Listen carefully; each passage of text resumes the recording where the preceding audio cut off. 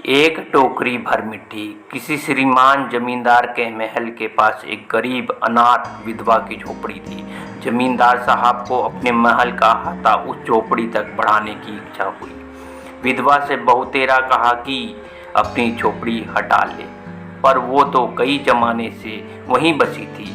उसका प्रिय पति और इकलौता पुत्र भी उसी झोपड़ी में मर गया था। पतोहू भी एक 5 बरस की कन्याओं को छोड़कर चल बसी थी। अब यही उसकी पोती इस वृद्धाकाल में एकमात्र आधार थी। जब उसे अपनी पूर्व स्थिति की याद आ जाती है तो मारे दुख के फूट फूट कर रोने लगती थी। और जब से उसने अपने श्रीमान पड़ोसी की इच्छा का हाल सुना, तब से वह मित्रप्राय हो गई थी।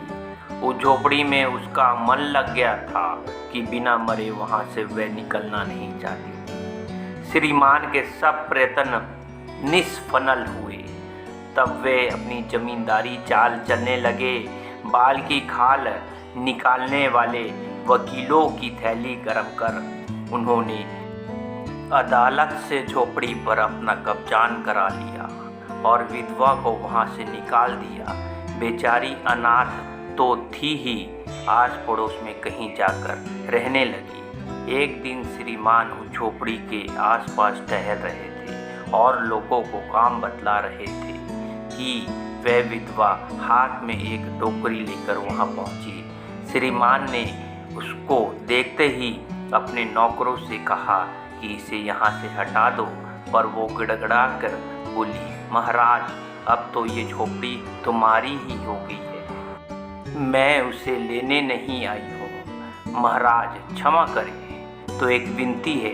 जमींदार साहब के सिर हिलाने पर उसने कहा, जब से ये झोपड़ी छूटी है तब से मेरी पोती ने खाना पीना छोड़ दिया है। मैंने बहुत कुछ समझाया पर वो एक नहीं मानती। यही कहा करती है कि अपने घर चल, वहीं रोटी खाऊंगी।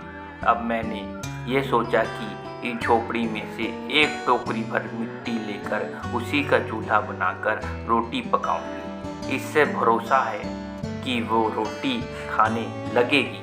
महाराज कृपा करके आज्ञा दीजिए तो इस टोकरी में मिट्टी ले आऊं। श्रीमान ने आज्ञा दी। विधवा झोपड़ी के भीतर गई। वहां जाते ही उसे पुरानी बातों का सिमरन हुआ और उसकी आंखों से आंसू की धारा बहने लगी।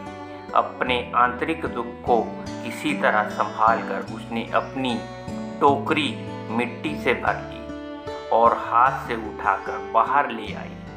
फिर हाथ जोड़कर श्रीमान से प्रार्थना करने लगी, महाराज कृपा करके इस टोकरी को जरा हाथ लगाइए, जिससे कि मैं उसे अपने सिर पर धर लूं। जमींदार साहब पहले तो बहुत नाराज हुए, पर जब वो बार बार हाथ जोड़ने लगी और पैरों पर गिरने लगी तो उनके मन में कुछ दया आ गई। किसी नौकर से न कहकर आप ही स्वयं टोकरी उठाने आगे बढ़े।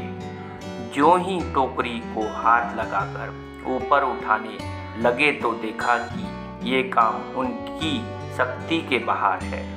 फिर तो उन्होंने अपनी सब ताकत लगाकर टोकरी को उठाना चाहा, पर जिस स्थान पर टोकरी रखी थी वहां से वह एक हाथ भी ऊंची न हुई। वो लज्जित होकर कहने लगे, नहीं, ये टोकरी हमसे ना उठाई जाएगी। ये सुनकर विधवा ने कहा, महाराज नाराज ना हो, आपसे एक टोकरी भर मिट्टी नहीं उठाई जाती और इस झोपड़ी में तो हजारों टोकरियां मिट्टी पड़ी है।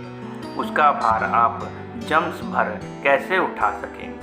आप ही इस बात पर विचार कीजिए। जमींदार साहब धनमत से गर्वित हो अपना कर्तव्य बोल गए थे, पर विधवा के उपयुक्तर वचन सुनते ही उनकी आंखें खुल गई।